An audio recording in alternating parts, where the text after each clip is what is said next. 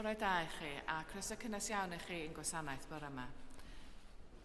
Sbio ar yr wythnos sydd i ddod, felly fory ydy Cyflwyniad Crist, a rydyn ni efo gwasanaeth cymyn diwa dysgwyr fory am hanner dydd a'r pregethwr fydd y canon prifardd Siôn Aled.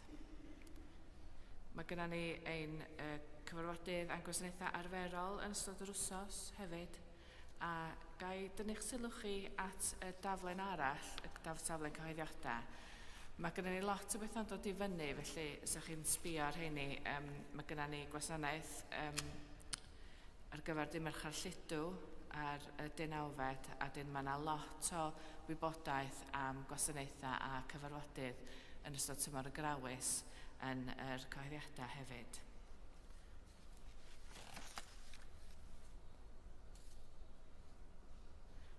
Rydyn ni hefyd yn cychwyn yn cyfres o ddatganiadau yn dechrau dydd Iau y 5 o fis Mawrth.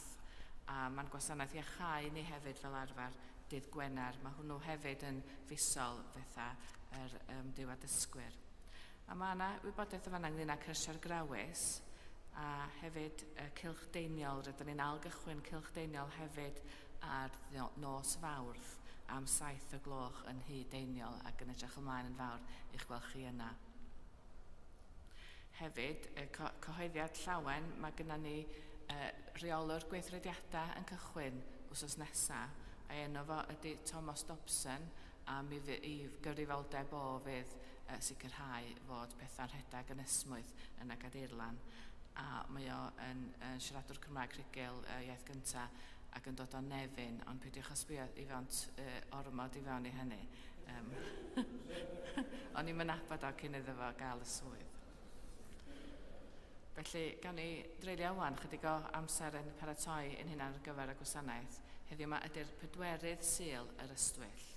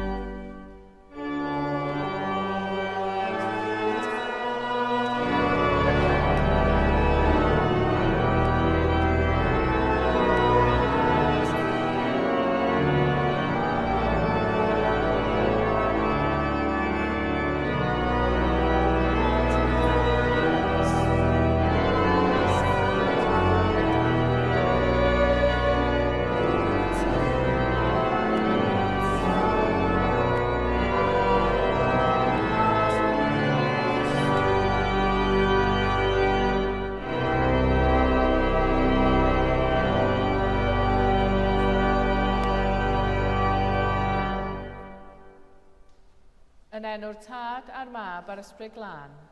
Amen. Gras a thangnefedd a fo gyda chi.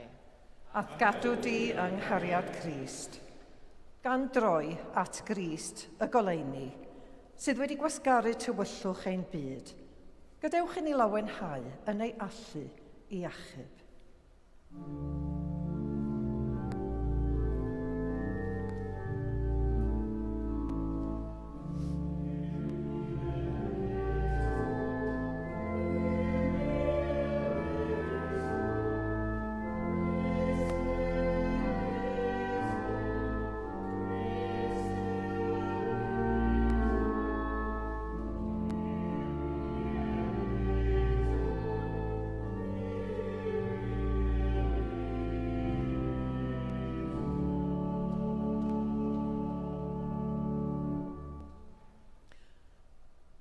Dad Nefol, yr ydym wedi pechu ar feddwl, gair a gweithred.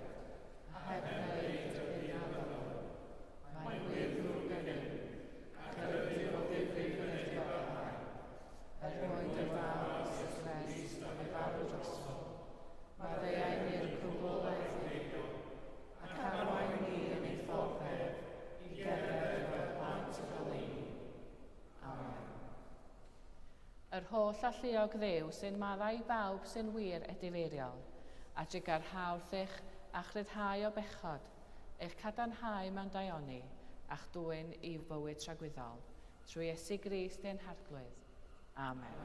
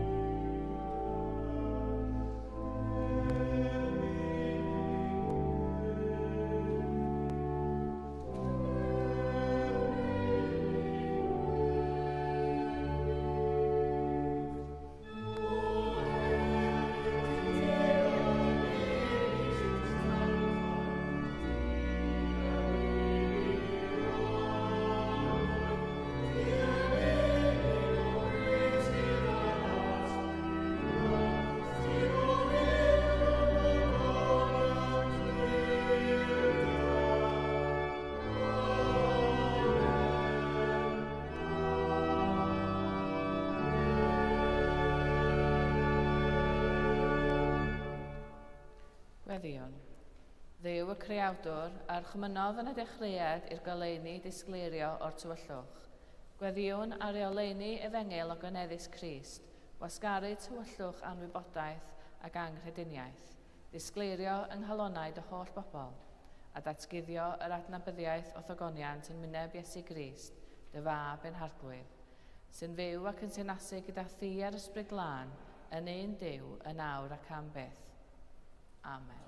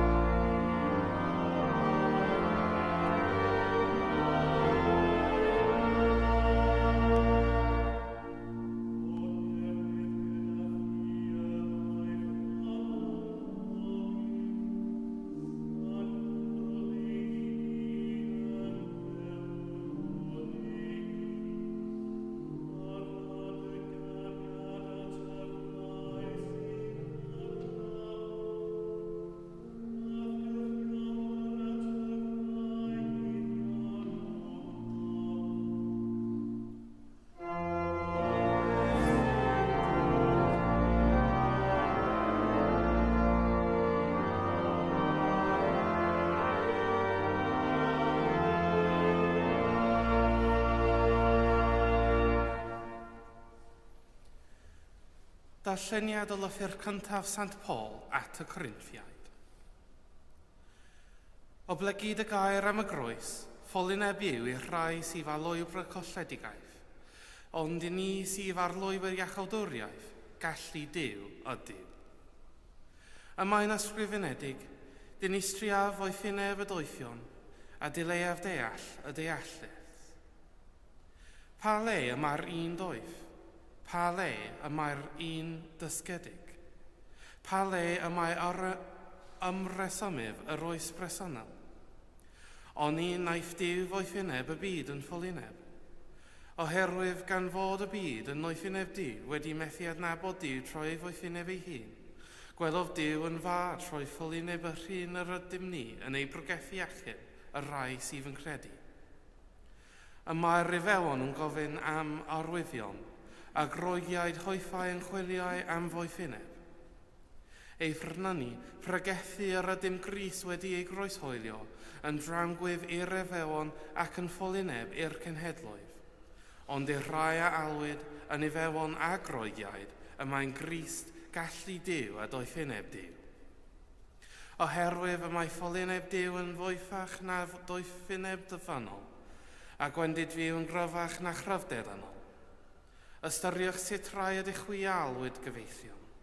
Nid oes rhyw lawer ohonoch yn fwyf yn ôl safon y byd. Nid oes rhyw lawer yn meddu awdurdod. Nid oes rhyw lawer o dras uchel. Ond pethau ffôl y byd a fywysodd Duw mwyn cywilafio'r doeth. A phethau gwan y byd a fywysodd Duw i gywilio fo'r pethau cedryn. A phethau distadl y byd, a phethau dirmygedig, a fywysodd Duw y pethau nid ydynt, i fyfamu'r pethau sydd. Ac felly, ni all neb yn ffrostio ger bron Duw, ond troi ei weithred efer ydych chwi yn Rhys Iesu, yr hwn a naid yn foethineb i ni o fi wrth fyw, yn gyfiawnder a sancteiddhad a thranedigaeth. Felly, fel y mae'n ysgrifenedig, y sawl sy'n ymffrostied yn yr aglaeth. Dyma air yr aglaeth.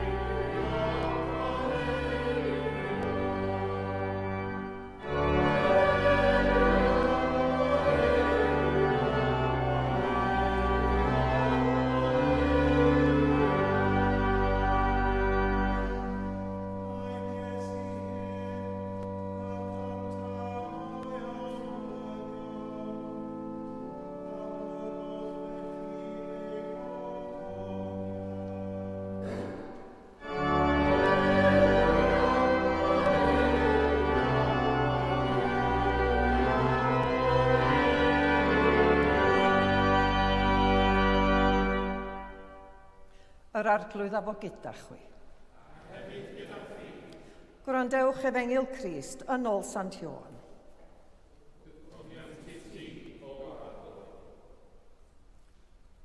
Y trydydd dydd, yr oedd priodas yng Nghana Galilea, ac yr oedd mam Iesu yno. Gwahoddwyd Iesu hefyd a'i ddisgyblion i'r briodas.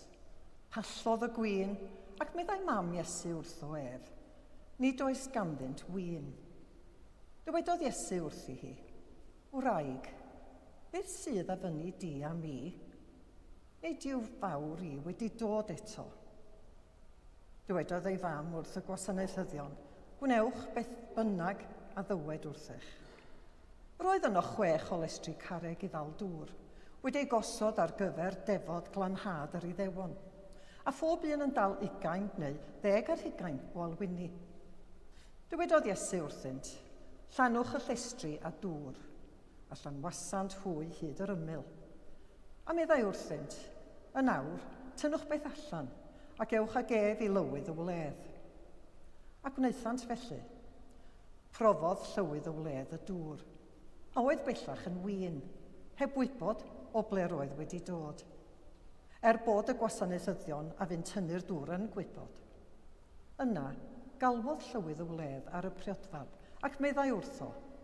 Bydd pawb yn rhoi'r gwin da yn gyntaf, ac yna, pan fydd pobl wedi meddwi, y gwin salach. Ond rwyt ti wedi cadw'r gwin da hyd yn awr. Gwnaeth Iesu hyn, y cyntaf o'i arwyddion, yng Nghana Galilea. Amlygodd felly ei ogoniant, a chredodd ei ddisgyblion ynddo. Dyma efengyl yr arglwydd, moliant i ti, o Grist.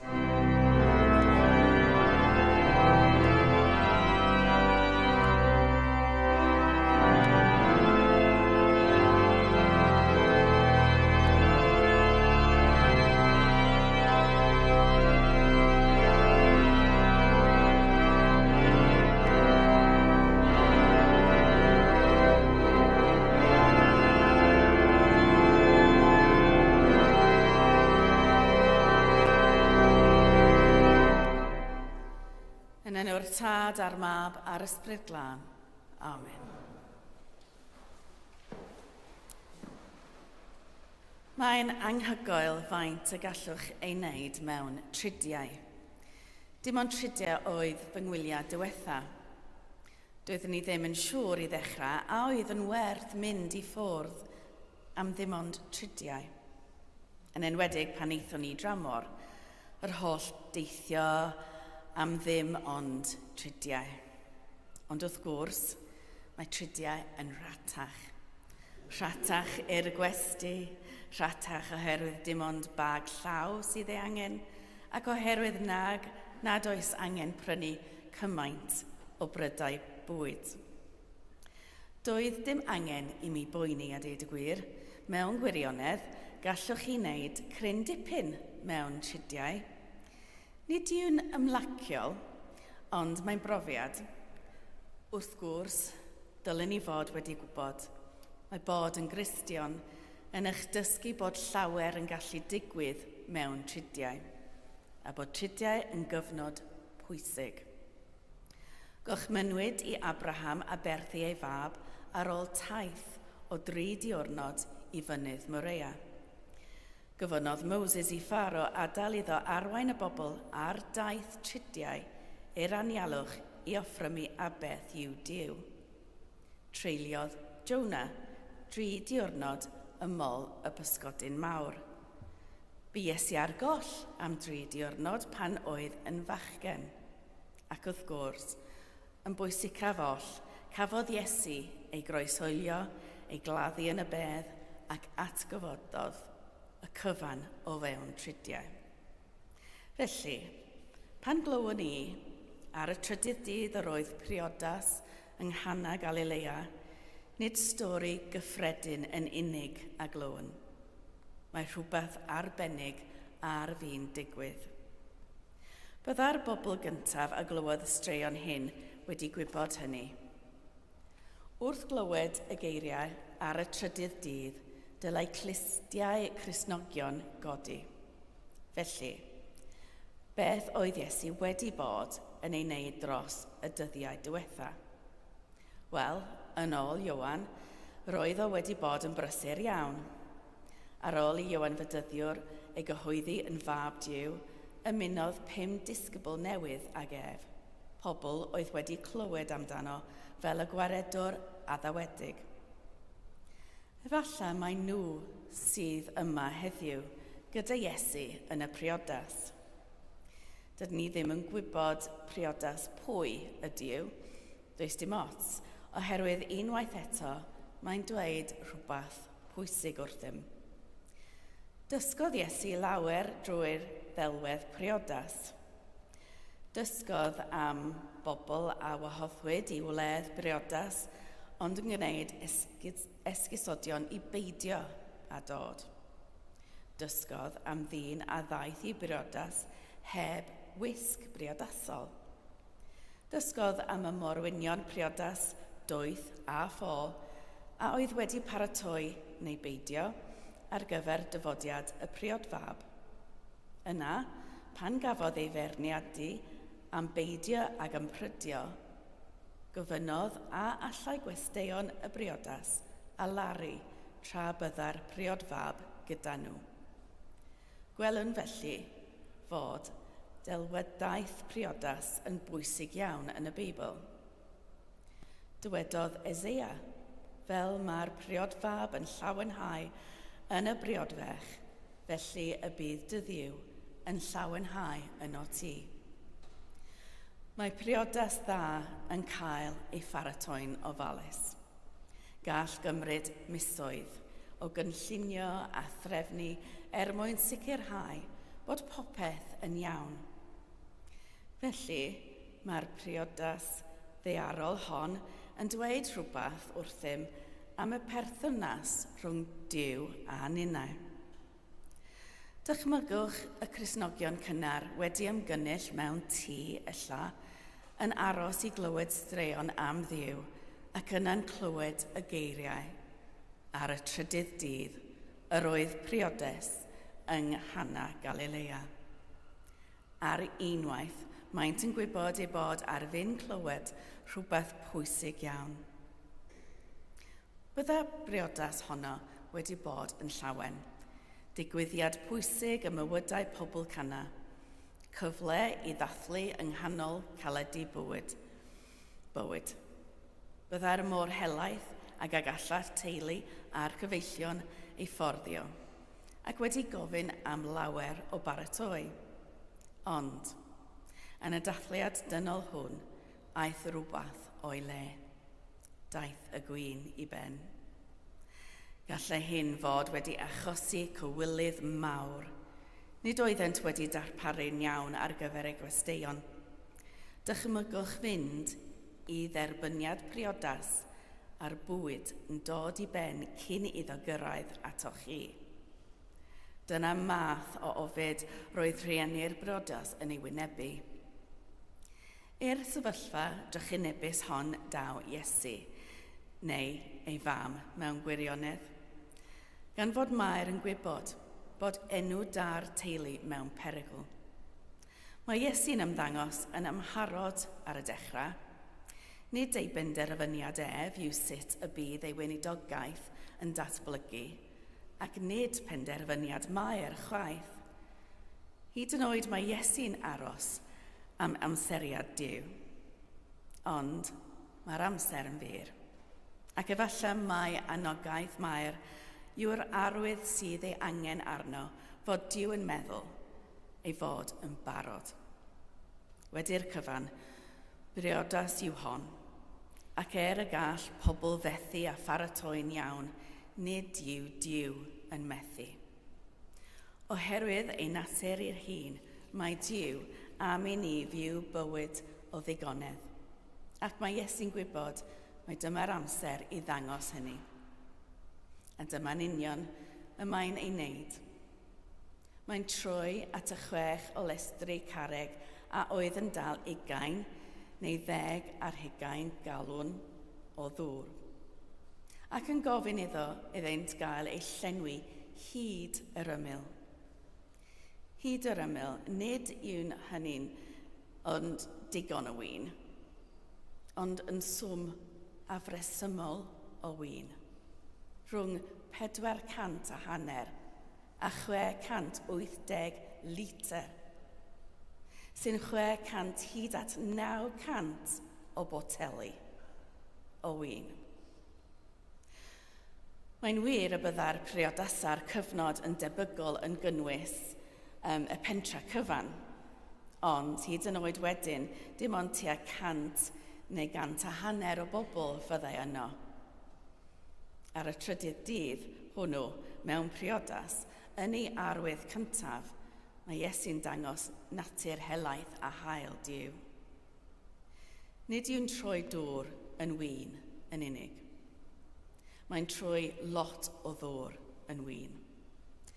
A nid just yn troi lot o ddŵr yn win, ond gwin da. Gwell nag oedd ganddyn nhw o'r blaen. Dyma beth y gall Duw ei wneud. Mae hyn yn rhagweld y trydydd dydd i ddod. Pan fydd hi'n teimlo'n fel diwedd popeth. Pan fydd hi'n teimlo fel nad yw Duw wedi paratoi ar gyfer pob posibilrwydd, ni fydd digonedd o win, ond bywyd yn ei digonedd.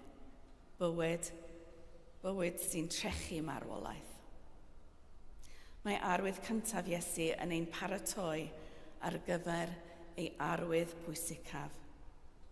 Mae arwydd cyntaf Iesu yn dweud wrthym am gariad helaeth Duw tuag atom. Y bywyd, helaeth a llawen y mae Duw ei eisiau i ni. Y bywyd y mae Duw wedi paratoi'n ofalus ar ein cyfer. Ar y trydydd dydd, yr oedd priodas yng Nghana Galilea. A pha briodas oedd hi. Felly, pan fydd y byd yn teimlo'n ormod, yn galed iawn, cofia'r stori hon a chofia beth y gall Duw ei wneud. Amen.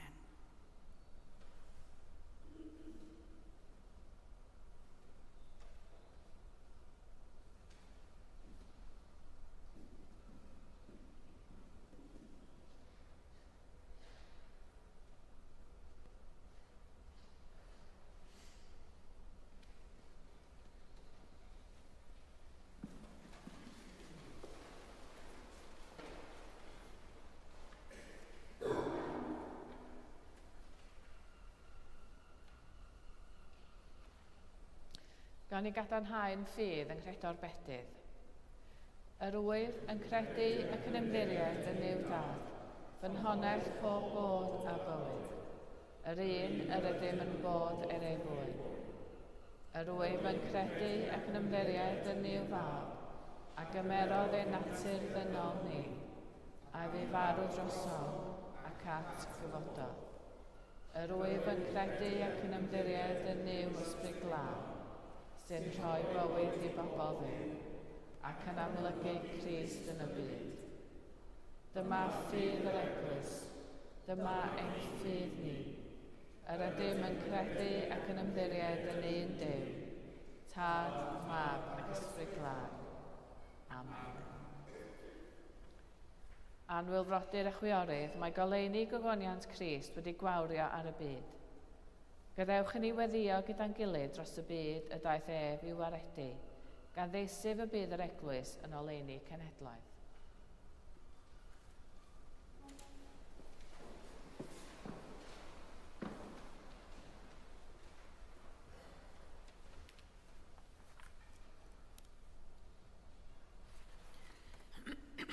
Yn nerth yr ysbryd ac mewn undeb â Christ, gweddiwn ar y tad. Holl alluog Dduw ein tad nefo, a ddewais trwy dy fab Iesu Grist wrando arnom pan weddiwn mewn ffydd. Nerth a David esgobenlli a manon ein deon ath holl eglwys yng ngwasanaeth Crist. Boed i'r rhai sy'n cyffesu dy enw fod yn un yn dy wirionedd, cyd fyw yn dy gariad a datgelyd o goniant yn y byd. Arglwydd y gogoniant. Diolchwn ein bod yn byw mewn gwlad o heddwch a harddwch. Oed i ni fod yn stiwardiaid gofalgar o fyd natur a'r amgylchedd, mwyn creu byd mwy cynaliadwy i'r dyfodol. Arglwydd y gogoniant. Dyroedd hineb i bawb mewn awdurdod, a chyfarwydd arweinwyr pob gwlad yn ffyrdd cyfiawnder a heddwch. Weddiwn y bydd y cadoediad bregus rhwng Gaza ac Israel yn datblygu'n heddwch parhaol, ac yng ngwerinder gaeaf gobeithiwn am ddatrysiad i'r rhyfel rhwng Rwsia ac Wcrain. Arglwydd y gogoniant. Cysura ac iacha bawb sy'n dioddef o ran corff, meddwl neu ysbryd. Diolchwn am waith diflino meddygon a nyrsys, a phawb sy'n gweithio yn y gwasanaethau iechyd a lles. Cofiwn yn arbennig y bore yma am Elma, Leslie a Simon. Arglwydd y gogoniant. Gwrando ni wrth gofio rhai hynny a fu farw yn ffydd Crist. Gweddiwn dros y rhai yn cymuned ni sydd wedi marw yn ddiweddar. A thros y rhai y cedwyr ei gwyl goffar wythnos hon. Yr athro Gareth Lloyd Jones, Margaret Tromans.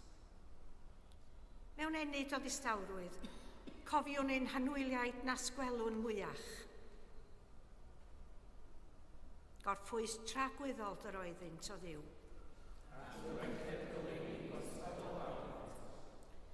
Gorffwysed hwy mewn tangnefedd. O ddiw tragwyddol, trwy oleuni seren arweinais y cenhedloedd at ddisgleirdeb gwawrddydd dy fab, a datguddiais gyfoeth ei genhadaeth yn rhoddion y doethion. Gwrando ar y gweddiau o ffrwmwn yn ei enw.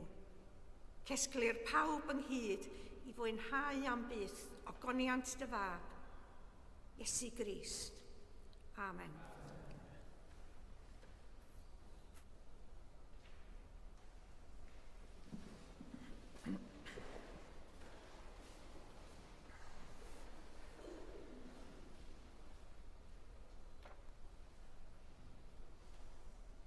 Gogoniant yn y goruchaf i ddiw, ac ar y ddaear tangnefedd i bawb y mae'n ymhyfrydu ynddynt.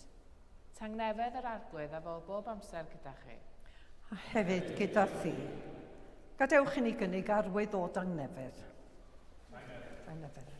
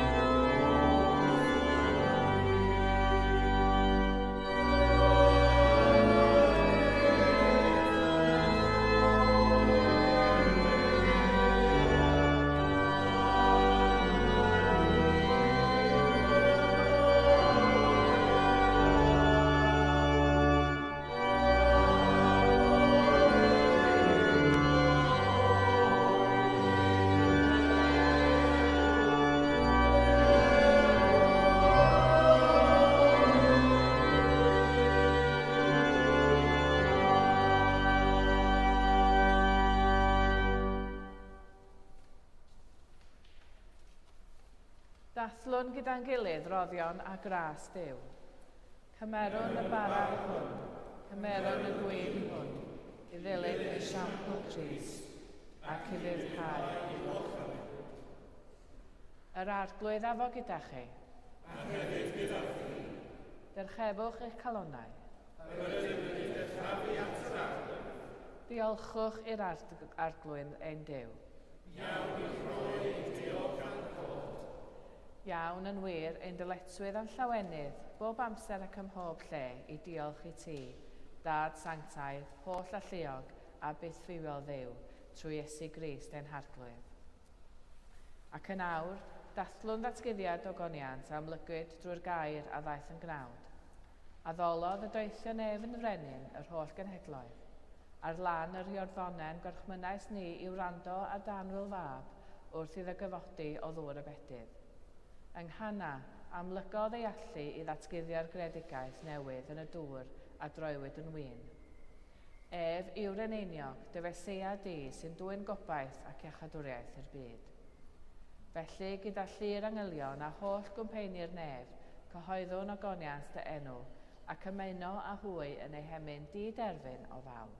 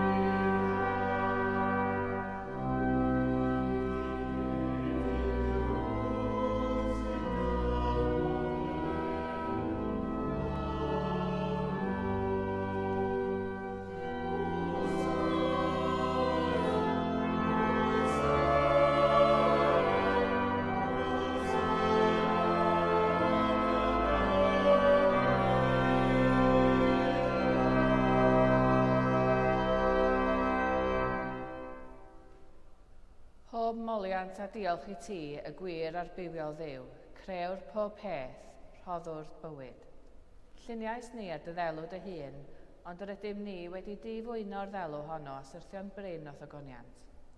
Rhoddwn ddiolch i ti am anfon dy fab i rannu ein bywyd ni, fe hildiais dy farwolaeth fel y cael byd ei achub, a'i atgyfodi oddi wrth y meirw fel y boi ni fyw yn ddoef ac yntau yn omninau. Sancteiddia a thysbryd glân y bara hwn a'r gwyn hwn, dy roddion i ni, fel y bont i ni yn gorff a gwaed ein hiachawdwr Iesu Grist. Yn os y brydychwyd ef cymerodd fara, ac wedi rhoi diolch fe torodd a'i roedd ysgyblion gan ddweud, cymerwch, bwytewch, hwn yw fy nghorff a roddir drosoch, gwnewch hyn cof amdanaf.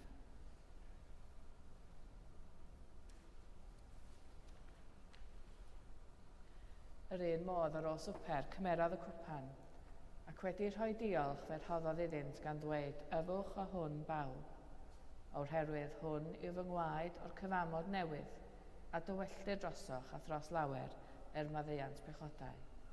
Gwnewch hyn bob tro yr yfwch ef, cof amdanaf.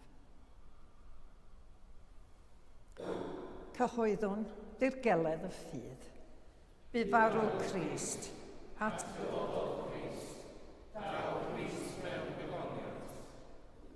Fel y gorchmynodd ef i ni o dad, yr ydym yn cofio Iesu Grist y fab, gan gyhoeddi ei farwolaeth fuddugoliaethus a chan lymlawenhau neu atgyfodiad, a disgwyl iddo ddod mewn gogoniant, deiwn ar bara hwn a'r cwpan hwn i ti.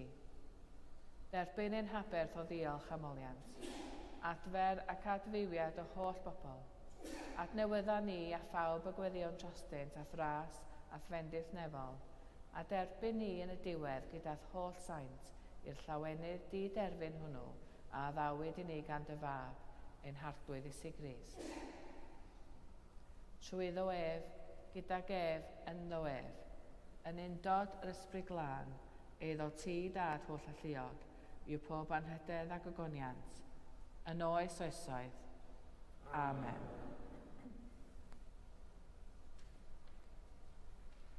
Gan lawenhau ym mhresenoldeb Duw yma yn ein plith, fel y dysgodd hyn i'ch awdwr ni felly gweddiwn.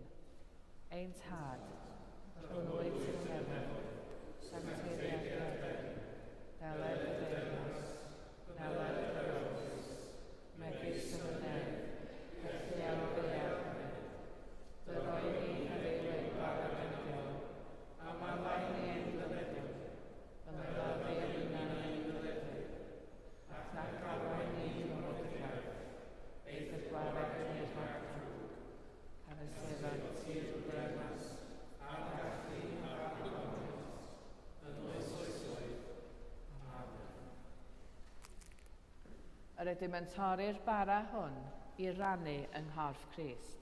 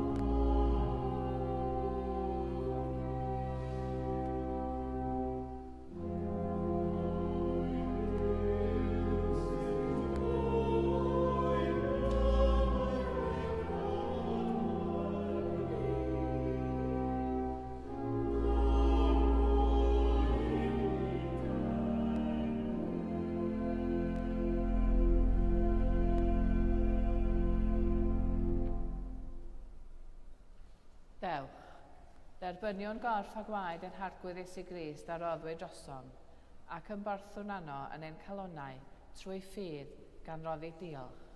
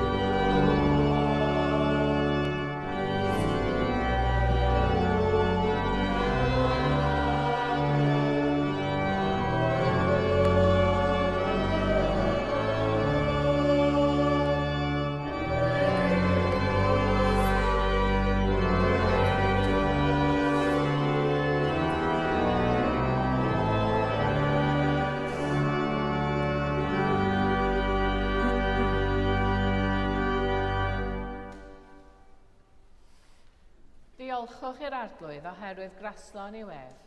Ei gariad sy'n dra gywydd. Dduw tragwyddol, cysur y gothrymedig ac uchawr y drylledig. Porthais ni wrth fwrdd bywyd a gobaith.